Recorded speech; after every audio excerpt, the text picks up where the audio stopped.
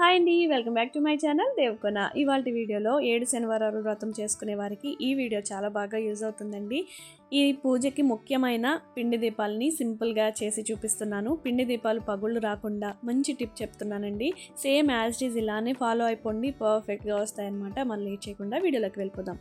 నేను ఇక్కడ కొలత కోసం చిన్న గ్లాస్ తీసుకున్నానండి. ఈ గ్లాస్తో నాకు 4 గ్లాసుల పొడి బియ్యం పిండిని తీసుకున్నాను అనమాట.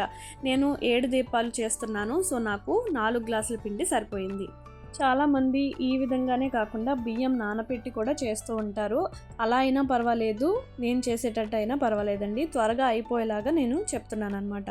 బియ్య పిండి వేసుకున్న తర్వాత కొంచెం బెల్లం తురుమును కూడా వేసుకోవాలి. బెల్లం వేసిన తర్వాత 2 టేబుల్ స్పూన్ల ఆవు నెయ్యిని కూడా వేసుకోవాలి. ఇప్పుడు అంతా బాగా కలిసేలాగా ఒకసారి కలుపుకోవాలి. మధ్యలో ఏమైనా బెల్లం ఉండలు ఉంటే వాటిని స్మాష్ చేసుకోవాలి. ఇలా 2 మినిట్స్ వరకు కలుపుకున్న తర్వాత దీనిలోకి పాలని యాడ్ చేసుకోవాలండి. మనకి మెయిన్గా వచ్చేసి ఆవు పాలు వేసుకోవాలండి. ఈ ఆవు పాలు వల్లే ప్రమిదలు అనేవి విరగకుండా వస్తాయన్నమాట. మీరు అస్సలు వాటర్ని అయితే యాడ్ చేయొద్దు. ముద్ద అయ్యేంత వరకు కూడా పాలనే వేసుకోవాలన్నమాట. సో నాకైతే ఇక్కడ పంచపాత్రతో వేస్తున్నాను కదా, దాంతో 2.5 కప్పులు పాలు పట్టాయి.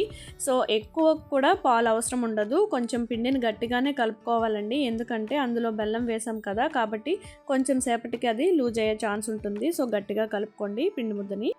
సో చూసారు కదండి, ఈ విధంగా సాఫ్ట్గా కలుపుకోవాలన్నమాట. ఇలా కలుపుకున్న తర్వాత ఒక 10 మినిట్స్ పక్కన పెట్టేసుకోండి.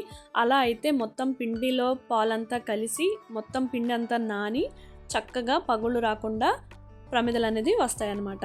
ఇప్పుడు మీరు ఎన్ని ప్రమిదలు చేద్దాం అనుకుంటున్నారో అన్ని ఉండలు చేసి పక్కన పెట్టుకోండి. అన్నీ ఒకే సైజులో ఉంటే ప్రమిదలు అనేవి నీట్గా వస్తాయన్నమాట. నేను ఇక్కడ 7 ప్రమిదలు చేస్తున్నాను, అందుకని 7 ఉండలు చేసి పక్కన పెట్టుకున్నాను. ఇప్పుడు ఒక్కో ఉండని తీసుకుంటూ రౌండ్గా ఒకసారి బాల్స్ లాగా చేసుకొని కొంచెం పొడవుగా చేత్తో చేసుకుంటూ ఒకవైపు సమానంగా లైట్గా ప్రెస్ చేస్తూ కిందకి ఒకవైపు నొక్కండి.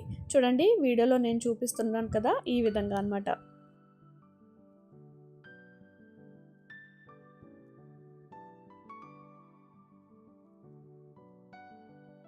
ఇలా చేసి పెట్టుకున్న తర్వాత ఒక గ్లాస్ తీసుకొని ఆ గ్లాస్కి కంపల్సరీగా కొంచెం పొడిపిండిని అయితే గ్లాస్ లోపలంతటికి కూడా అప్లై చేసుకోవాలన్నమాట. అప్పుడు మనకి ఆ ఉండను పెట్టి కొంచెం గట్టిగా నొక్కుతూ సమానంగా ఉండేలాగా చూసుకోవాలి. ఇలా ప్రెస్ చేసిన తర్వాత పప్పు గుత్తితో కానీ అట్లకర్రతో కానీ మిడిల్లో కరెక్ట్గా మిడిల్కి వచ్చేలాగా ఆయిల్ పోసుకోవడానికి వీలుగా ఉండేలాగా ఇలా గుంతను పెట్టుకోవాలి. చూసారు కదా, పొడి పిండిని రాసుకోవడం వల్ల ఈజీగా మనకి ప్రమిద అనేది ఊడొచ్చేస్తుంది అనమాట.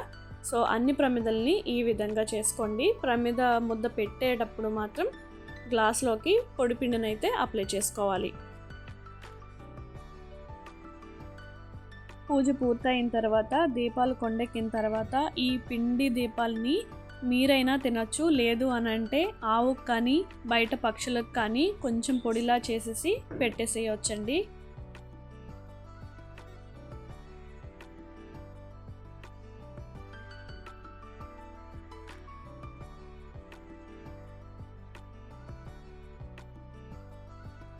ఇలా చేసిన ప్రమిదలకి గోవిందనామాలు పెట్టుకుంటే ఆ కళే వేరుగా ఉంటుందండి. స్వామిని చూసినట్టు ఉంటుంది. ఇలా తడిగంధంతో నామం పెట్టుకోవాలి. దానికోసం నేను ఇయర్బడ్ని తీసుకొని తడిగంధంలో ముంచి నామం పెట్టి తడిపిన కుంకుమతో స్వామివారి నామం అనేది పెట్టుకున్నాను. చూడండి ఎంత అందంగా ఉందో. నామాలు పెట్టిన తర్వాత ఆవు నెయ్యి కానీ నువ్వుల నూనె కానీ వేసుకొని ఒత్తులు వేసుకొని వెలిగించుకోవడమే. వెలిగించిన తర్వాత స్వామివారి ముందు పెడితే ఆ కళే వేరుగా ఉంటుంది.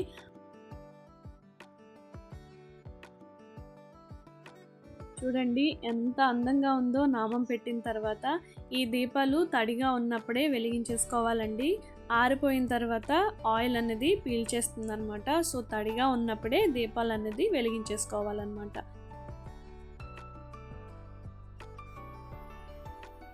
ఇలా స్వామివారి ముందు ఈ దీపాలను పెట్టి అలంకరించుకొని అలా చూస్తూ ఉండిపోవాలనిపిస్తూ ఉంటుంది.